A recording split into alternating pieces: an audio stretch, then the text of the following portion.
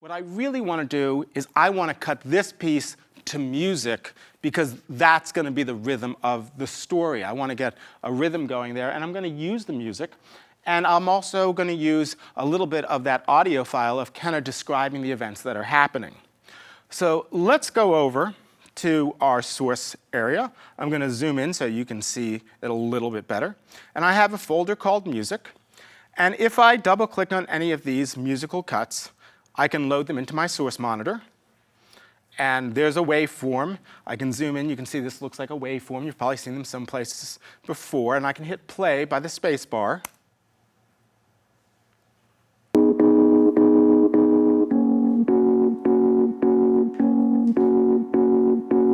And usually when I listen to music, sometimes I'm very impatient. I'll jump through it to see where it goes.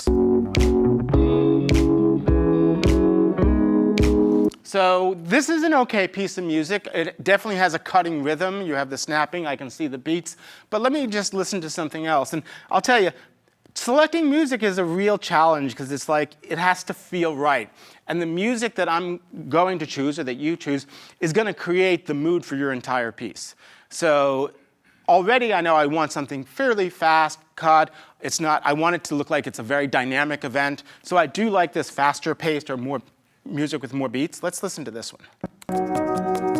Starts off nice and slow, but there still's a rhythm. Beat, beat. I like this. This is a little more emotional, but I still have something I can cut to. I still have that rhythm. So I want to use this. I'm going to go ahead and bring this into my timeline. We can use keyboard shortcuts, but for right now, since we're fast and flying, I'm just going to drag things in. You can simply grab them and drag them to where you want them to be. I do want to point out, there's a couple little icons down here. That's video only, that's audio. I just want to grab my audio. If I have video and audio in the clip, I could just drag it right from the source window. So I'm going to go ahead, drag the audio. I'm not even going to trim it. I'll do that later. I can do that in the timeline. I'm going to throw that down here. And instead of letting go on track 1, I'm already starting to think about, oh, my organizational structure. Even though I'm cutting to music, I know I'm bringing some audio in. I like to put my narration or my voiceover on track 1 because I can always find it and work with it. And I can move things around afterwards, but I'll probably put the music on 2. Okay? That way I've left the space. If I haven't, I can go back and I can move it later. But I know that I probably want my narration there. Now this cut of music is 56 seconds long. I'm going to leave it there because maybe I want to do a 1-minute piece. If I wanted to do a shorter piece, I could trim it. I could grab the end, and now it ends earlier and just fade out. You also have the luxury of, oh, you know what? I like the way it ends. Well, actually, I can see right here in my waveform, there's not a lot of music there, so I can trim it. I'm just grabbing the end. And maybe I'll go through, and I'm going to cut.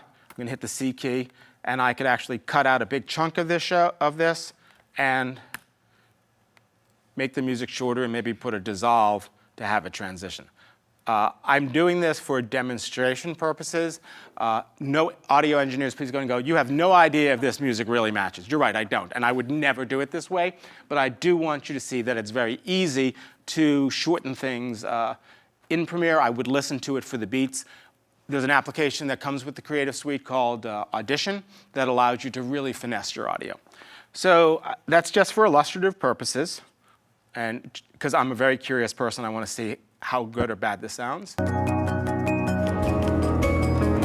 Okay, after a few drinks, that would be fine. Which I have people on the show drinking, but I'm not going to put them in the video because, you know, it's like weddings. You don't show people eating or drinking because nobody wants to see, you know, Aunt Jeff chewing a sandwich. Yeah. So there we go. You didn't know I had an Aunt Jeff, did you? Okay. So I have my audio. I'm going to bring in the voiceover, Kenna's voiceover. I have that over here. There's my sequence. I'm going to go down. There's my raw clips. I'm going to close that folder. Let me zoom in so you can see it. One of the challenges with, teaching this, and sometimes even editing, is that there's so much information and the resolution is so small, it's hard to see. So I'm trying to zoom in as much as possible. I do that throughout the course. So you can actually see what I'm seeing. So there's my VO. I remember I made that folder for the voiceover. And I'm going to go ahead and scroll down. I can double click to load that in. I'm going to do another trick. I can actually grab something directly from this folder, from the bin, and drag it right into my sequence. So if I know I'm going to use it and I know that it's perfect, I can just go ahead and drag it in. There it is. I'm going to go ahead and play this. Can't hear her, can you? The music is way louder than her voice. So depending on where I am in the editorial process, in this case, I have to do it now so I can hear her. I have to bring the volume of the music down and bring her audio levels up. And we do go into this in much greater detail in the following lessons. We have one dedicated to audio on how to read these meters and make sure your levels are good. I'm going to kind of go through, again, this pretty quickly. But I want to bring that down, bring this up so I can hear her. I'm going to do that on the fly. If I zoom in, I can just go ahead, and there's actually a little volume line here. And if you look at the bottom of the screen, it says how soft you're making it in dB, decibel levels. For the background music, I'm going to bring that down to maybe minus 20. And I'll bring this one down to minus about the same. So we can't hear that horrible cut that I had. And now, if I play it, you can kind of hear her voice. But it's really soft, and you can tell it's soft also by this right here. There's a lot of great features in Premiere to fix audio. One of them is being able to control the gain or the default audio level. I can get to that with a keyboard shortcut. There's keyboard shortcuts for everything. The keyboard shortcut I just hit was the G key, G for gain, and I get this pop-up window.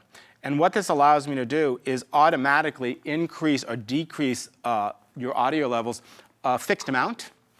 We go into much more detail. What I'm going to do is I'm going to use one of these normalized max peaks, because what I want to do is I want it to look at the loudest part. And right now the loudest part is minus 12, and she has a spike up there. But if I go there and I say let everything peak at, I'm going to say minus 1, so nothing gets overmodulated.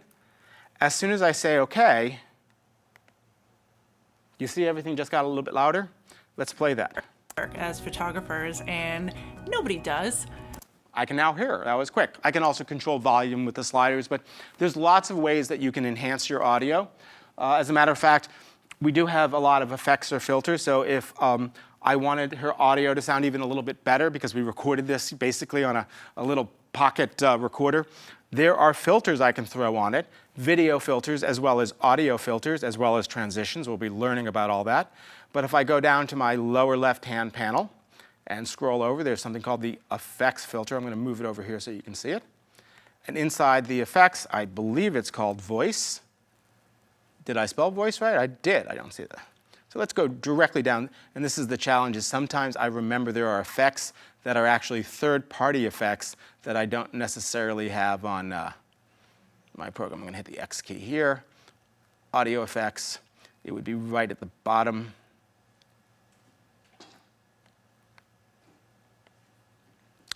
It's not called voice, it's called vocal enhancer. So I'm going to grab that, drop that directly on her audio. If I go up into this upper left-hand window, there is a tab called Effects Controls. There is the effect that I put on it. Is that the effect? There's a voiceover. Did I throw it on her? Yeah, there it is, vocal enhancer. And I'm going to actually go here, click on Edit. And I can do a lot of geeky stuff, but I'm really all about make it easy, make it drop down. I'm just going to say enhance female voice. And what's the difference between male voice and female voice? The frequency range in general. But of course, these are all presets. You can go in and they have filters or effects for everything. This is just going to tweak it a little bit more. I have female selected. I can go ahead and hit play. It's about print your work as it just gives it a little more full sound. So very quickly, fix the audio. I have us warming up with the mic here. When you're ready. Okay. When you're ready. I don't need that in my show. These days, that's the pre-roll stuff. So I can, in my timeline, just grab it, drag it. I've just edited that out. Maybe I wanted to start a couple seconds in. I'm going to go ahead and listen and play. These days, everybody talks about print your work. So what I would eventually do is, I have now something to work with. Part of the finishing process, I may actually go in and bring the music up louder before she starts talking and bring it up again at the end for the montage. As a matter of fact, I want to do something. I cut this music down to show you I could do it, but it's too short. I want to leave some space to actually see some of the video. So I'm going to go ahead. I'm going to delete this transition. I'm going to delete the back half of the clip. Because it's non-destructive, I can just go ahead and stretch it out and bring back all the audio that I just removed. So now I have all that extra space to cut video to.